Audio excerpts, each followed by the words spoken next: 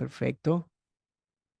Vamos a ir a la palabra de Dios, al libro de Ruth, que es el libro que hemos empezado a estudiar en las últimas semanas, o más bien desde la semana pasada, y en el que vamos a estar navegando en las semanas que siguen. Y vamos a continuar en el libro de Ruth, en el capítulo 1, los versículos del 6 hasta el final del capítulo. Ustedes estuvieron la semana pasada viendo los aspectos introductorios del libro de Ruth y viendo algunos de los temas que gobiernan esta narrativa, donde se estuvo hablando acerca del papel de las decisiones, eh, todo este tema de la soberanía de Dios, la redención y algunos elementos que nosotros vemos bien llamativos en esta historia. Y hoy vamos a continuar especialmente en el capítulo 6, viendo cómo se sigue avanzando en este relato, la bella, breve, pero bellísima historia de redención que encontramos aquí en el libro de Ruth. No sé si alguno de ustedes tenga en su mano una Biblia. Yo tengo aquí la Nueva Biblia de las Américas, pero si tienen otra versión podemos cambiarla aquí rápido y lea los capítulos del 6 al, perdón, del versículo 6 al versículo 22. ¿Quién quiere leer? ¿Algún hermano, una hermana o alguien que quiera leer, por favor?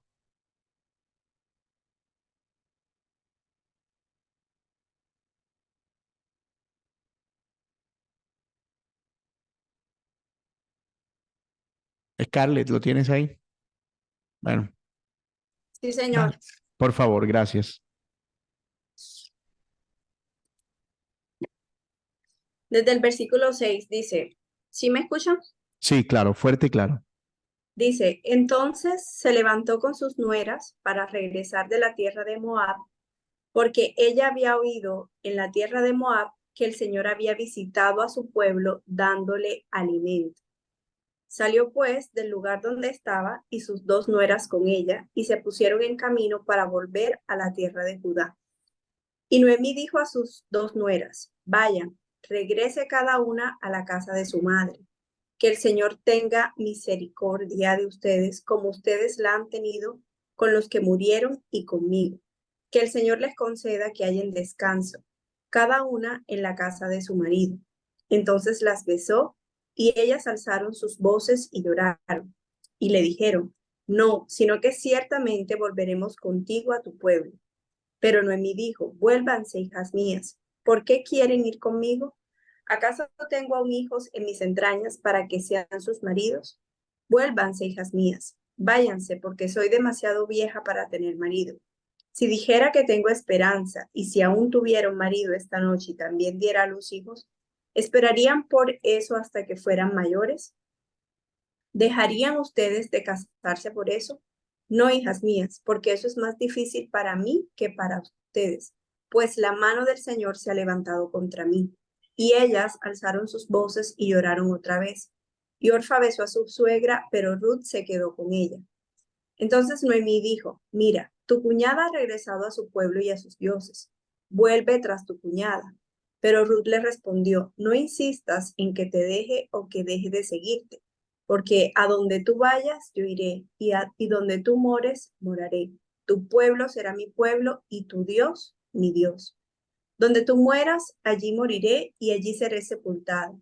Así haga el Señor conmigo y aún peor, si algo excepto la muerte nos separa. Al verme a mí que Ruth estaba decidida a ir con ella, no le insistió más. Caminaron pues las dos hasta que llegaron a Belén. Cuando llegaron a Belén, toda la ciudad se conmovió a causa de ellas. Y las mujeres decían, ¿no es esta Noemí? Ella les dijo, no me llamen Noemí, llámenme Mara, porque el trato del Todopoderoso me ha llenado de amargura. Llena me fui, pero vacía me ha hecho volver el Señor. ¿Por qué me llaman Noemí, ya que el Señor ha dado testimonio contra mí y el Todopoderoso me ha afligido? Y volvió Noemí y con ella su nuera Ruth la Moabita, regresando así de los campos de Moab. Llegaron a Belén al comienzo de la siega de la cebada. Excelente. Muchas gracias, mi querida Scarlett. Es de esas historias que si uno las explica, las daña, ¿cierto? Como que si uno empieza a explicarla, arruina la historia. Bellísima la historia. Y una de las cosas que ustedes estuvieron viendo la semana pasada con Ángel, precisamente, del libro de Ruth, es que es una historia o un libro cuyo género literario es la narración. A diferencia de otros libros de la Biblia que tienen otro tipo de narrativa o otro tipo de género literario para contar lo que el Señor quiso revelar, algunos poesía, como en el caso de los salmos, otros profecía, como en el caso de los profetas mayores y menores, otros, eh, digamos, prosas, como en el caso de los proverbios, que vendría siendo lo mismo que poesía hebrea, algunos con el género apocalíptico, como en el caso de Daniel en algunos capítulos, y así sucesivamente. Una de las características de este género narrativo es que nos permite ir viendo el, el, el desarrollo de una historia, pero al mismo tiempo ir viendo verdades en esa historia que el autor quiso comunicar. Y cuando se examina el libro de Ruth, hablando en términos literarios, en realidad es una obra de arte por la manera en la que está construida. De hecho, analizada de manera objetiva, es decir, solamente como un libro, es difícil pensar que algo con una estructura tan bien arreglada haya sido concebido en un tiempo tan antiguo. Es decir, es como que termina adornando este aspecto de la literatura de la época. Y la razón es que hay unas sutilezas en el autor, hay unos pincelazos en los que él va creando expectativa, va creando unos movimientos que permiten ver el desarrollo de la historia, pero al mismo tiempo va dejando como pistas para que nosotros nos vayamos imaginando qué es lo que viene. De hecho, eso que acaban de leer ahí en el versículo final, y volvió Noemí con ella y su nuera Ruth la Moabita, regresando así de los campos de Moab, llegaron a Belén al comienzo de la siega de la cebada. Eso es como que se terminó el capítulo de la serie, pero te dejó con ganas de ver el otro. ¿Qué pasó? Es decir, llegaron justo cuando iba a comenzar la cebada. ¿Qué sucedió? Ese tipo de arreglos, es decir, los remates, cómo empieza, cómo termina, cómo se desarrolla la historia, es lo que hace este libro una obra de arte en términos humanos, ¿verdad? Nosotros sabemos que fue inspirada por el Espíritu Santo, pero, hola, aquí me salió una señal de que mi internet es inestable. ¿Ustedes me están escuchando bien? ¿Sí? Ok. Entonces, ese arreglo narrativo, ese arreglo histórico o literario, permite que Ruth sea visto como un álbum de fotografías. Es como que tú estás, te sientas con tu abuelita y empiezas a ver fotos, ¿verdad? Y foto tras foto o escena tras escena, tú estás viendo algo que está contribuyendo a una gran historia. La historia que nosotros vemos aquí es una historia de redención, como les mencionaba Ángel la semana pasada, pero es una historia que se mueve a través de unos ciclos, ¿verdad? Vamos a suponer que aquí tenemos unas dos, tres, no estoy siendo exhaustivo, pero vamos a suponer que estos son escenas, escena uno, escena 2, escena 3, escena 4. Cuando hablamos de escena, nos estamos refiriendo a una escena, nos estamos refiriendo a una historia que se desarrolla o a un fragmento de historia que se desarrolla por lo menos en dos elementos, un elemento de espacio y un elemento de tiempo. Es decir, que una escena cambia cuando tú tienes un cambio de escenario. De ahí viene la palabra, ¿no? Escena o escenario. Entonces, cuando tú cambias de escenario, tú estás cambiando la escena. Nosotros empezamos con un escenario hace un momento, que era un escenario en el que ellos están en Belén y luego tienen que salir, se cambia el escenario, en ese segundo escenario mueren los hombres de la casa y se crea un nuevo escenario en el que Noemí queda sola. Entonces, esos cambios continuos de escenario son los que nos permiten seguir la estructura del libro por cómo está arreglado. Perdón. Entonces, ustedes van a ver algo como esto. Cada escena comienza con un escenario inicial, luego vamos a ver que se presenta un conflicto, luego hay un clímax, luego una resolución y luego un nuevo escenario que se convierte en la escena inicial de la segunda escena. Entonces tienes una escena inicial, luego otra vez un conflicto, luego un clímax, luego una resolución y luego un escenario. Y otra vez tienes un conflicto, un clímax, una resolución y luego otro escenario y así sucesivamente. Esa es la manera en la que Ruth, el libro de Ruth se va moviendo gradualmente.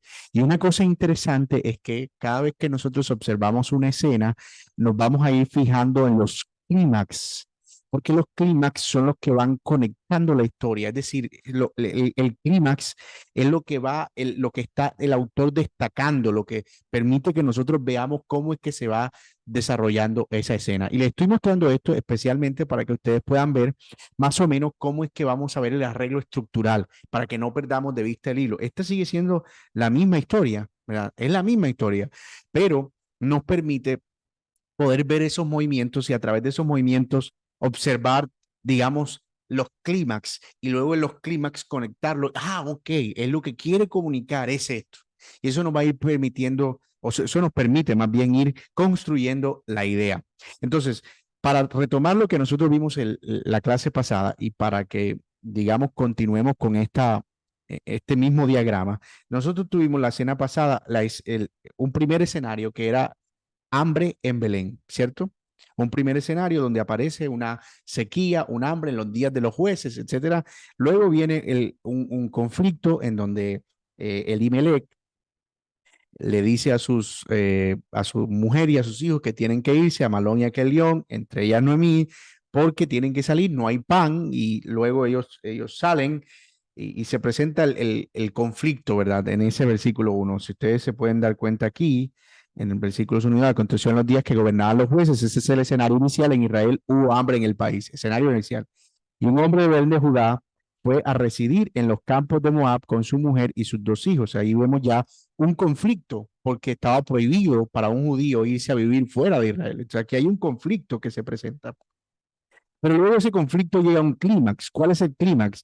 Bueno, dice que el hombre se llamaba Elimelech, el nombre de sus hijos, Malón y Kelión, Efrateo, etcétera. Murió Elimelech, el marido de Noemí, y quedó ella con sus dos hijos. Ese es el clímax de nuestra primera historia. Muere Elimelech. Pero ¿qué sucede después? Bueno, después que muere Elimelech, dice que ellos se casaron, los hijos, con dos mujeres moabitas. El nombre de la una era Orfa y el nombre de la otra, y vivieron allí unos 10 años. Luego se nos dice que murieron también los dos hijos, Malón y Kelión, y la mujer quedó privada de sus dos hijos y de su marido. Aquí, al parecer, hay una especie de resolución que nos lleva a un nuevo escenario. No es una resolución en el sentido de que se resuelve el conflicto, sino en el sentido de que nos plantea un nuevo escenario. En el primer escenario teníamos a Ruth, perdón, a Noemí con toda su familia, ¿verdad? Su marido y sus dos hijos. Pero luego del conflicto, el clímax, la resolución, tenemos a Noemí sola. ¿Con quién? Con sus dos nueras, sin sus dos hijos, con sus dos nueras. Y este nuevo escenario es el que se convierte en el escenario inicial de nuestra segunda escena, que es la que nosotros vamos a estar abordando hoy. En esta segunda escena, ¿qué tenemos? Bueno, tenemos un escenario inicial.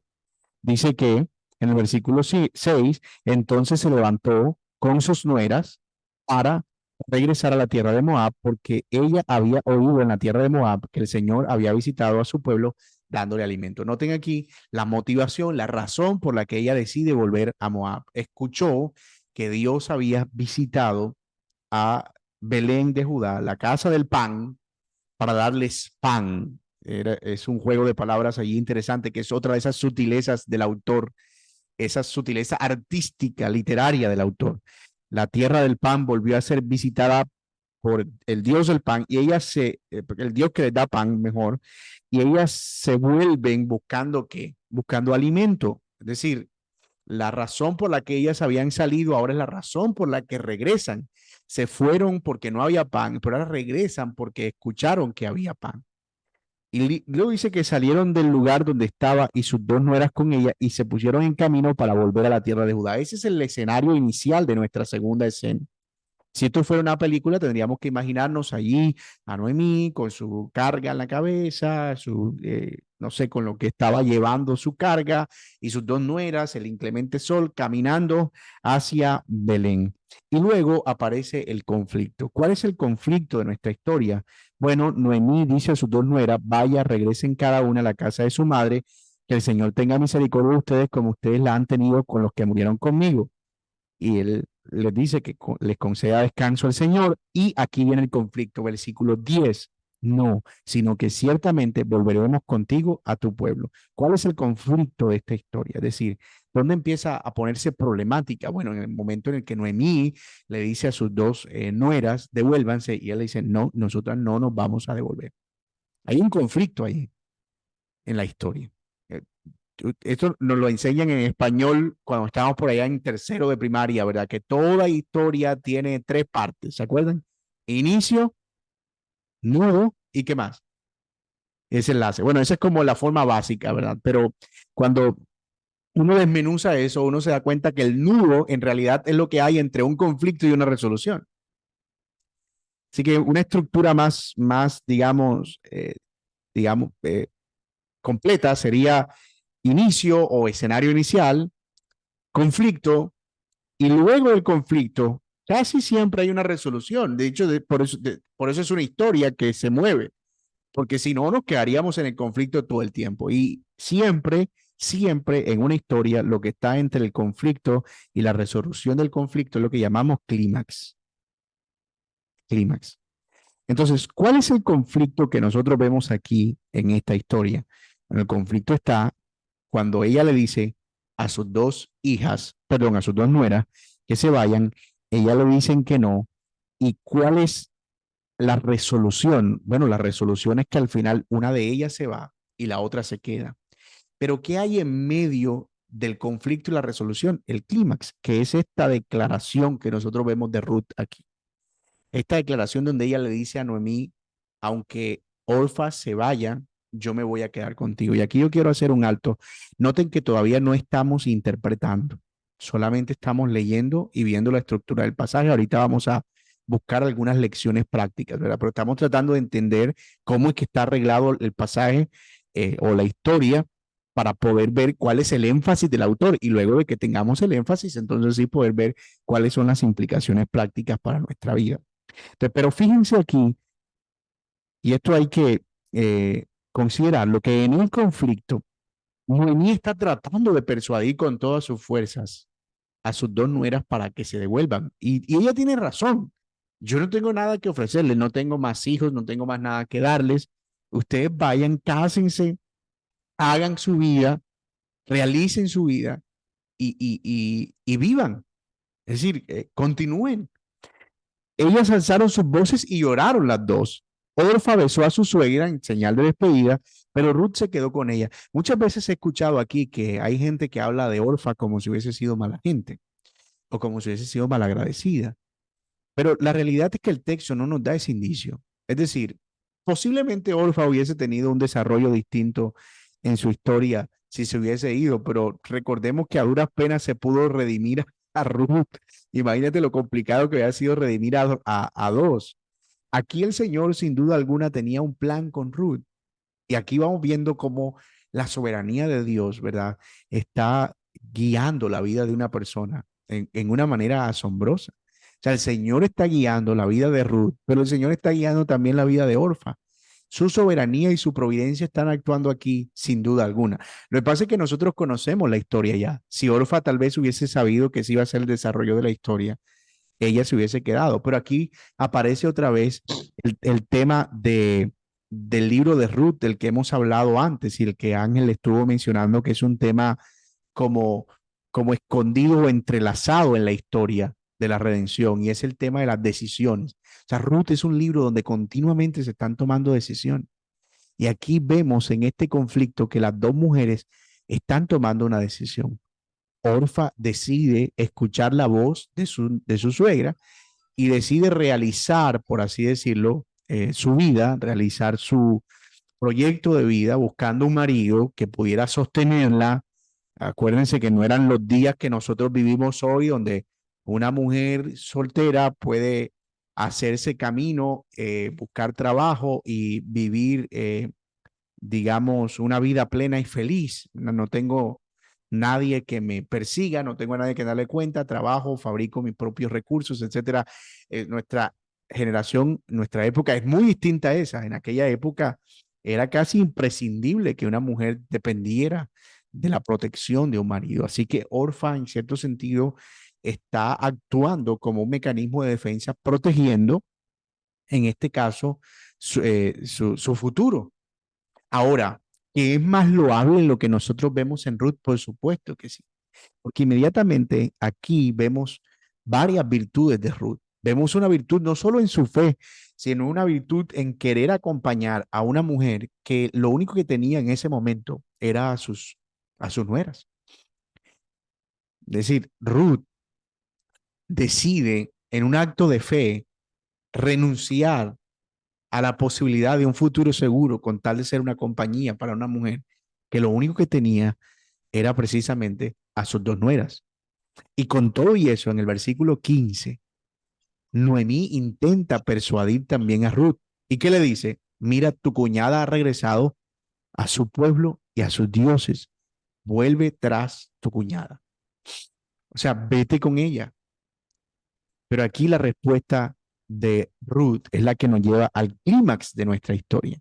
El clímax es lo que da paso a la resolución. ¿Qué es lo que sucede para que el conflicto sea resuelto y para que haya una resolución al conflicto? Bueno, lo que sucede es que esta mujer llamada Ruth, bueno, mientras Orfa se va, que es parte de ese clímax, Ruth insiste en quedarse con su suegra. No insistas en que te deje o que deje de seguirte. ¿Y qué palabras tan cargadas de yo no sé si ustedes pueden sentirlo, pero hay una emoción en esas palabras indescriptible. No insistas en que te deje o que deje de seguirte, porque a donde tú vayas yo iré. Donde tú habites, yo habitaré. Y esta es la expresión que más llama la atención.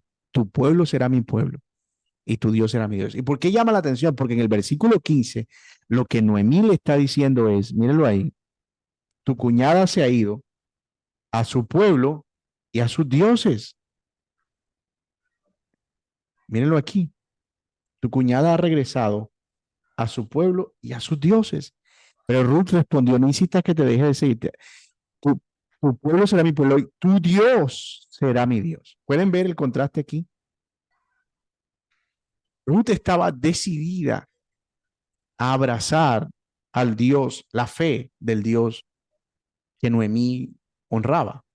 Y esto es increíble porque, mm, Ruth, perdón, Ruth y Orfa, ambas eran, eh, por así decirlo, gentiles, es decir, no judías, paganas, adoraban a muchos dioses. Y los dioses que adoraban los paganos eran dioses que les hacían cierto bien. Es decir, ellos adoraban al Baal, que era el dios de la fertilidad, porque era quien les proveía el alimento. A Astarte o a Cera, que era quien les proveía el poder tener hijos y que sus ganados pudieran reproducirse. Es decir, la adoración pagana está basada en adorar al Dios que puede hacer algo por ti. Pero ella está viendo aquí que el Dios de Noemí es un Dios que en lugar de darle, le está quitando. La fe o la convicción con la que está actuando Ruth aquí es una convicción contrasentido, de acuerdo con lo que ella, con el entendimiento que ella tenía acerca de la deidad. Yo quiero que ese Dios que te está haciendo sufrir a ti, que te quitó a tu esposo, que te quitó a tus hijos, sea mi Dios. Mis amados, yo no sé si ustedes ven eso como yo lo estoy viendo ahora, pero en realidad la fe es una cosa sobrenatural, definitivamente. Eso es algo que no podemos producir nosotros. La fe es ver las cosas en una manera en la que no pudiéramos verlas desde el sentido común. La fe, de hecho, muchas veces va en contra del sentido común. No estoy diciendo que sea ilógica e irracional. Lo que estoy diciendo es que en muchas ocasiones va en contra de lo que la gente considera común. ¿Cómo podemos seguir a un Dios, por ejemplo, que envió a su hijo a morir desnudo en una cruz? Es más, ¿cómo puede ser el Salvador del universo un hombre judío de un contexto pobre, tal vez no tan pobre, pero no rico, que muere desnudo en una cruz? Cuando Pablo empezó a predicar ese evangelio en Corinto, ¿sabe qué le decían a Pablo? Los judíos decían que eso era una locura. Y los griegos decían que eso era estúpido, era una tontería, era una cosa sin sentido, porque los griegos tenían la idea de que los dioses habitaban en el Olimpo. Zeus sostiene los rayos en sus manos. Poseidón gobierna los mares. Es decir, los dioses que ellos concebían eran dioses realmente poderosos, que tenían interacción con los humanos, pero que eran superiores. Así que la idea de un Dios humano que está muriendo desnudo en una cruz en manos de un emperador o de un servidor del emperador era una cosa ridícula. Y por eso dice Pablo que para los griegos el evangelio es ridículo, absurdo, sin sentido. Pero es eso lo que Dios ha escogido para entorpecer el pensamiento de los entendidos o la sabiduría de los entendidos, para mostrar que en realidad a Dios no se le conoce por medio de la razón solamente, que Dios no es el resultado de nuestra habilidad lógica para entenderlo o para fabricarlo en nuestra mente. No es un concepto que provenga de nuestra inteligencia ni de nuestra habilidad.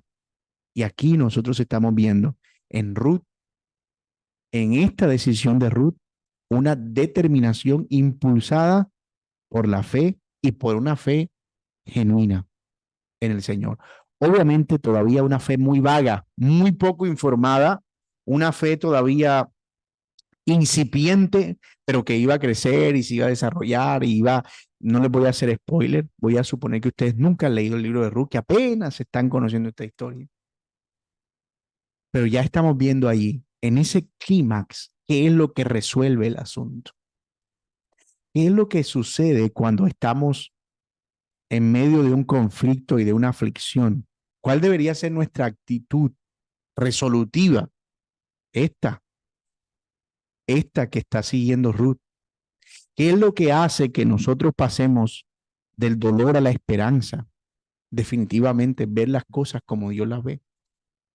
Poner nuestros ojos y nuestra mirada en el Señor y no en lo que está pasando en el momento, que es lo que Ruth está haciendo ahí. De hecho, Ruth dice aquí algo interesante, donde tú mueras porque te vas a morir, allí moriré yo, porque me voy a morir también. Allí seré sepultada. Así haga el Señor conmigo y aún peor, si algo excepto la muerte nos separa. Esto es un pacto que muchas veces he escuchado que los matrimonios evangélicos se usa, ¿verdad?, para sellar el pacto entre un hombre y una mujer. Pero sin duda esto es un compromiso interesante que está haciendo Ruth con su nuera o con su suegra aquí. Si algo excepto la muerte nos separa. Ella está comprometida en ese momento a quedarse con Ruth, a proteger a Ruth a toda costa, a Noemí, perdón, a toda costa. Es un pacto que ella está haciendo. Entonces, eso es lo que le da resolución al conflicto, esa determinación. Ahora aquí hay algo que yo creo que ustedes vean que si bien nosotros no estamos aquí limpiando la imagen de Orfa, tampoco debemos ignorar el hecho de que Orfa no estaba viendo lo que Ruth estaba viendo y eso es algo de la providencia de Dios, en definitiva, de la providencia divina. ¿Se acuerdan de los dos ladrones de la cruz que el Señor está ahí en medio de ellos dos? Por alguna razón nosotros hemos llegado a pensar, no sé si por las películas de Semana Santa que se han preocupado con todas sus fuerzas de poner a uno de los ladrones con una cara más simpática que el otro, es decir, al más malo lo ponen como con la cara así mala y al otro como con la cara un poquito más. La realidad es que los dos injuriaban al Señor, los dos se opusieron al Señor, los dos eran enemigos, los dos estaban justamente condenados, o sea, eran malhechores, ninguno de los dos era más bueno que el otro, pero en algún momento el Señor ilumina el pensamiento de uno para que pueda ver con toda claridad lo que el otro no estaba viendo. Y eso es una cosa de la providencia divina, definitivamente. Es Dios quien ilumina nuestro pensamiento y es por eso que debemos orar para que quienes todavía no han visto al Señor ni lo ven como debe ser visto, sean alumbrados en su entendimiento, como dice Pablo en 2 Corintios capítulo 4, y puedan ver con claridad el rostro del Señor. ¿Por qué la gente actúa como actúa? ¿Por qué hay gente que le da la espalda al Señor mientras otros lo siguen? La respuesta parece simple.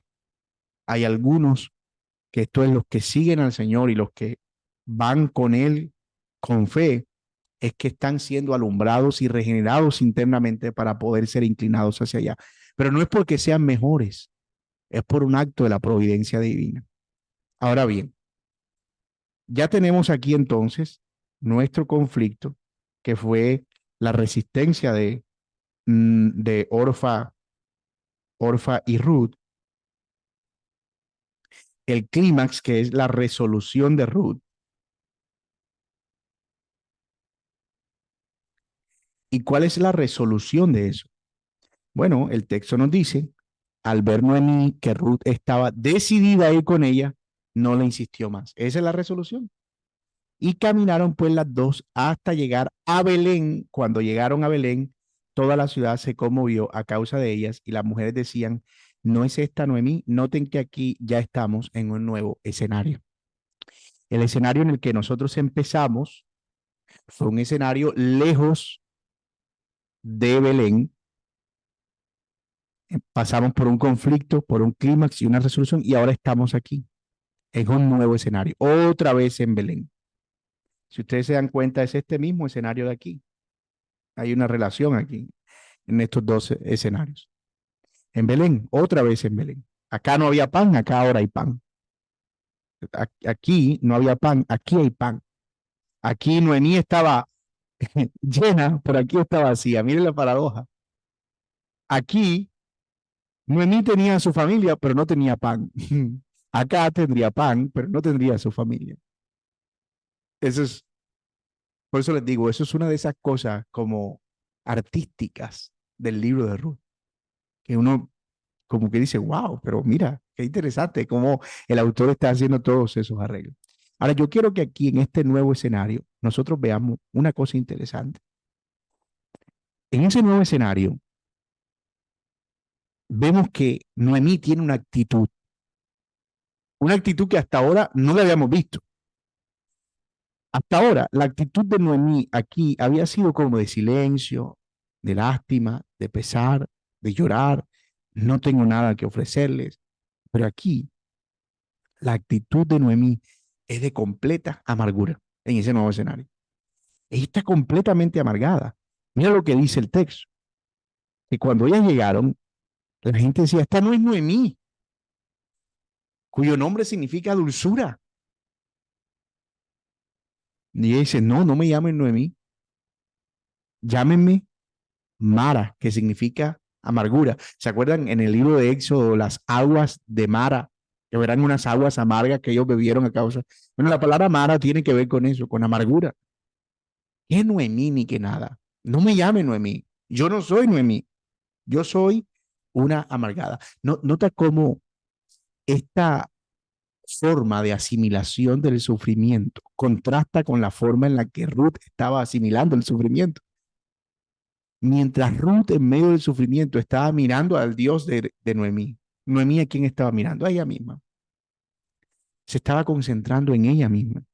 Y cuando se está viendo a ella misma, empieza a verse, voy a usar la palabra porque es la palabra que cabe aquí, a victimizarse. Porque desde esa perspectiva todo se trata de ella. De hecho, no solo a victimizarse, empieza también a identificar a un victimario. No me llamen Noemí, llámeme Mara, soy una amargada, porque el trato del Todopoderoso, el victimario, me ha llenado de amargura. Dios me ha llenado de amargura. Dios me ha tratado de una manera en la que me ha puesto en una gran amargura. Y luego explica desde su racionamiento por qué ella está amargada. Llena me fui, pero vacía me ha hecho volver el Señor. ¿Por qué me llaman Noemí otra vez? Ya que el Señor ha dado testimonio contra mí, el Señor es culpable. El Todopoderoso me ha afligido, el Señor es culpable. Dios es culpable. ¿Dónde han visto eso antes? ¿Se acuerdan en el Edén? La mujer que me diste por esposa, ella me dio del fruto y comí. Esa es la actitud del ser humano. Siempre, siempre. El hombre actúa con base en lo que él está percibiendo del sufrimiento. Ahora yo quiero que veamos algunos aspectos prácticos aquí. El primero, un sufrimiento mal llevado distorsiona nuestra realidad. Primero, nuestra realidad de Dios y su soberanía. Voy a anotar eso aquí, en otra hojita, porque sufrimiento mal llevado produce dos cosas. Primero, distorsiona es con S o con CS, distorsionar con S, ¿verdad? Distorsiona nuestra perspectiva de Dios y, por otro lado, distorsiona nuestra perspectiva de las personas.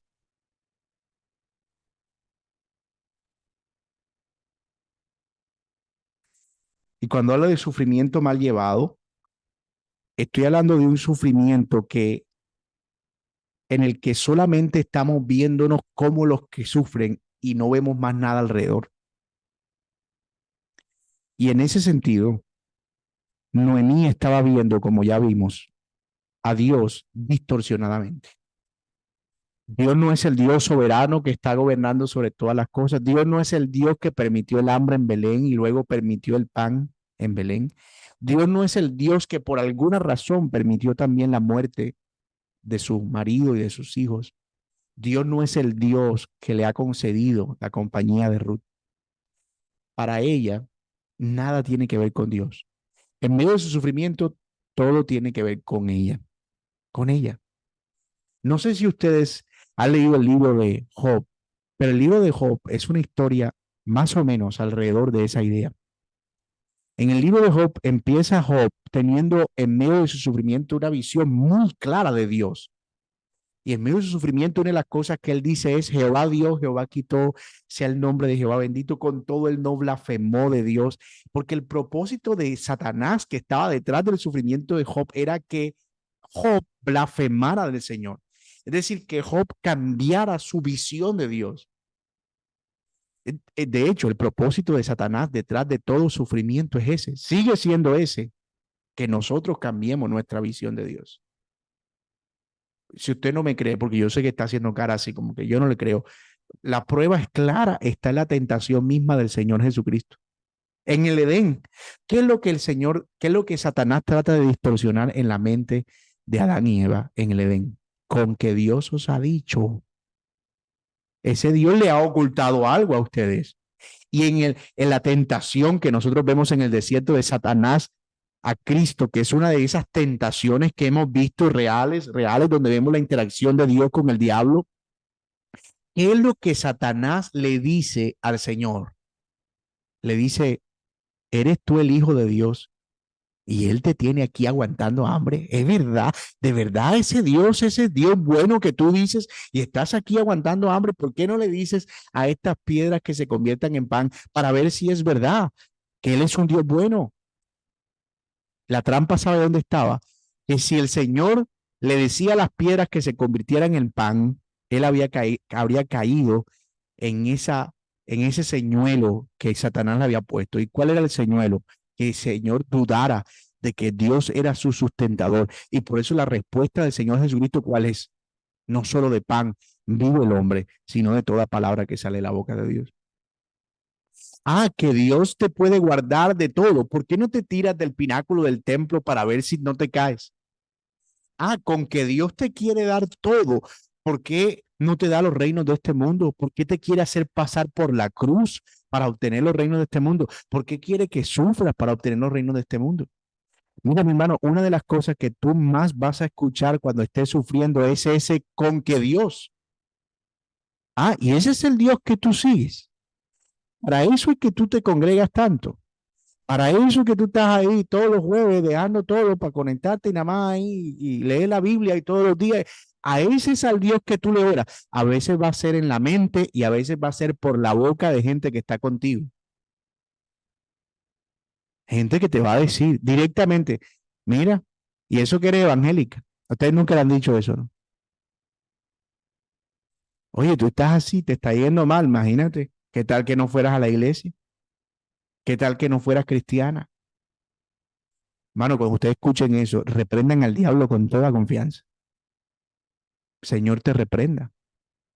Apártate de mí, Satanás, porque no estás poniendo la mira a las cosas de Dios, sino las cosas de los hombres. Entonces, lo primero que hace entonces el sufrimiento mal llevado, que es distorsionar nuestra perspectiva de Dios. Pero lo otro, el sufrimiento también distorsiona nuestra perspectiva de la gente.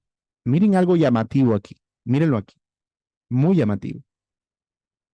¿Qué está diciendo Noemí aquí?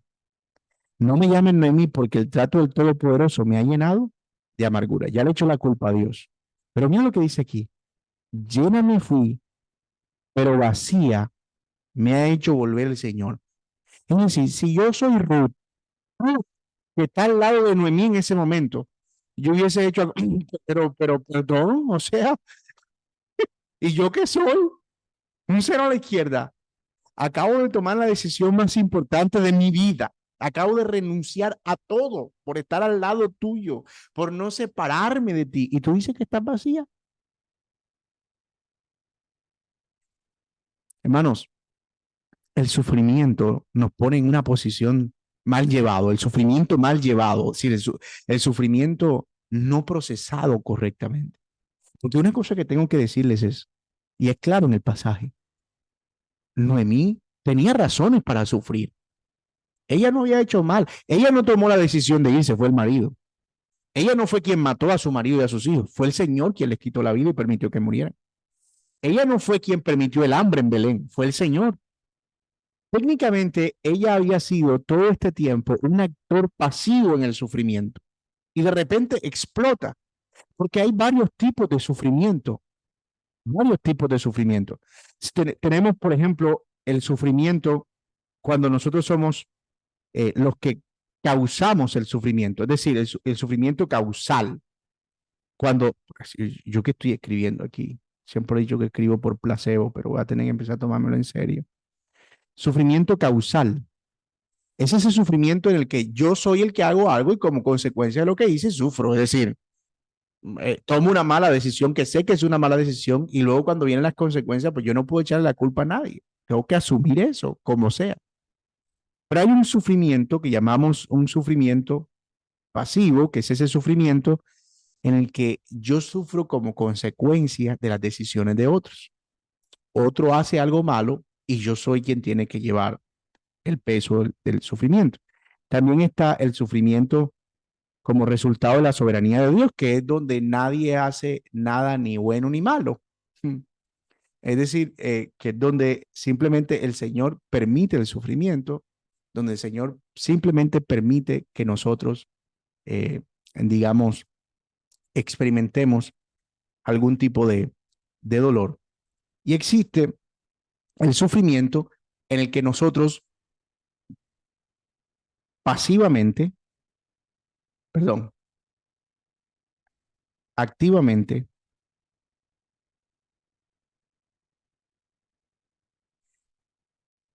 participamos y recibimos la venganza de otros. Es decir, actuamos, o sea, provocamos la venganza de otros.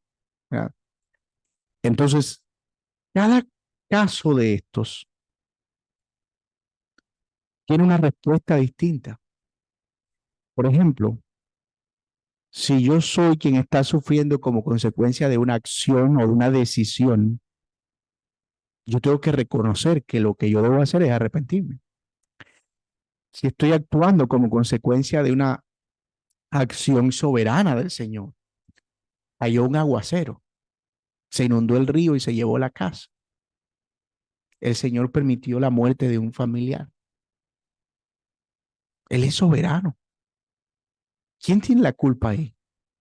Nadie, Dios lo determinó. Una catástrofe. ¿Quién tiene la culpa de una catástrofe? Es el Señor. Él es soberano y quien actúa de esa manera. Entonces, yo necesito poner mis ojos como Job en el Dios soberano. Cuando yo estoy recibiendo la consecuencia, el castigo de otro por lo que yo hice. Por ejemplo, cuando una persona delinque y la justicia entonces aplica dolor o sufrimiento o privación de la libertad, yo tengo que asumir eso y debo asumirlo entendiendo que es la consecuencia de mis acciones. Pero este es el más peligroso, porque en este es donde más tendemos a victimizarnos. En este, los culpables están a la vista. Siempre podemos identificar al que nos hizo algo. Aquí caben, por ejemplo, las personas que son víctimas de abuso, las personas que son víctimas de violencia, las personas que de niños sufren algún tipo de maltrato. ¿Y saben por qué es peligroso? Porque esa posición de víctima nos hace olvidar que en realidad todos somos pecadores delante del Señor, pero me pone en la posición en la que yo puedo justificar mi accionar, en la que puedo enojarme con libertad porque tengo el derecho y en la que puedo guardar rencor con libertad porque tengo el derecho de guardar rencor con libertad. Y eso es una mentira. Aquí nosotros tomamos el sufrimiento como una especie de redención. Eso es lo que está haciendo ella. Ella está diciendo, llámenme Mara, porque ella sí se iba a sentir redimida. Llámenme amargada, miren mi sufrimiento, miren mi dolor, miren cuánto me duele esto. Y ese sufrimiento exhibido, ella lo estaba poniendo como una, como una forma de redención. Es como que ella se sentía mejor si trasladaba la culpa, en este caso, a Dios, y ella se ponía en la posición de una víctima. El Evangelio nos recuerda a nosotros que independientemente de lo duro que haya sido nuestro sufrimiento, yo estoy seguro que entre ustedes hay personas que han sufrido muchísimo. Nosotros no podemos perder de vista que con todo y eso, nosotros no somos inocentes. Somos pecadores que un día tendremos que darle cuenta a Dios y de ninguna manera podemos usar el sufrimiento que hemos recibido, aun cuando nosotros no lo hayamos provocado, como una excusa para nosotros también pecar de vuelta, con odio, con rencor, con amargura o con deseo de venganza. Es decir, el pecado no puede engendrar pecado. El sufrimiento no puede conducirnos a pecar contra el Señor. Y eso es una lucha fuertísima. Y por eso necesitamos el Evangelio, porque es que en el Evangelio es el único lugar donde podemos descansar, donde podemos decir, Señor, tuya es la venganza, tú das el pago. Donde podemos decir, yo no voy a vengarme de mi enemigo, voy a dejar la venganza al Señor. Solamente en el Evangelio nosotros encontramos eso, porque estamos mirando a quién, a Cristo, quien siendo inocente llevó todo el peso de nuestros pecados y en lugar de proferir palabras de maldición contra los que le injuriaban, abrió sus brazos en la cruz diciendo, Padre, perdónalos porque ellos no saben lo que hacen. Así que mis hermanos, este nuevo escenario en el que nos encontramos, nuevo escenario, que es el escenario con el que vamos a entrar a la otra escena, es un escenario interesante, porque ese escenario donde estamos viendo a Noemí sufrir, pero no sufriendo bien, distorsionando su visión de Dios, distorsionando su visión de los hombres. Vamos a dejar el 22 así como los 3 puntos suspensivos que nos van a llevar a la otra escena. Pero básicamente miren cómo termina. Llegaron a Belén al comienzo de la siega de la cebada, es decir, llegaron a buen tiempo. ¿Qué quiere decir eso?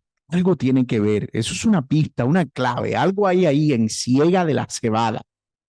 Es decir, que lo que viene ahora tiene que ver con eso. La siega de la cebada, ese nuevo escenario, tiene que ser algo prometedor para ellos en esta historia.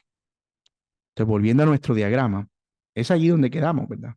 Justamente, donde estamos. ¡Ey! Se me fue aquí. Aquí. Quedamos ahora en Belén, en un nuevo escenario, la siega de la cebada. ¿Qué pasa ahí? ¿Hay ustedes qué creen? Un conflicto, un clímax, una resolución y un nuevo escenario. Pero fíjense hasta ahora, entonces, ¿cuál parece ser el énfasis del autor en esta historia? El contraste entre Ruth y Noemí, entre la manera en que Ruth está asumiendo el sufrimiento, la visión que tiene de Dios y la visión que tiene de Noemí. ¿Cómo ve ella a Dios? Tu Dios será mi Dios. ¿Cómo ve ella a Noemí? Yo me voy a morir a tu lado, no te voy a dejar. ¿Y cómo está viendo Ruth? Perdón, Noemí a Ruth. A Dios primero lo ve como quien le está produciendo todo ese dolor. Y a Ruth ni la ve. Ruth es un cero a la izquierda. Entonces el autor parece que quiere mostrarnos ese contraste y destacar la tremenda virtud de Ruth, que entre otras cosas es una cosa que se va a destacar, o es algo que se va a destacar bien a lo largo de la historia. La virtud de una mujer que luego va a ser redimida. Está actuando en una manera en la que solo actuaría alguien que ha conocido verdaderamente al Señor. Así que mis amados, vamos a dejarlo ahí.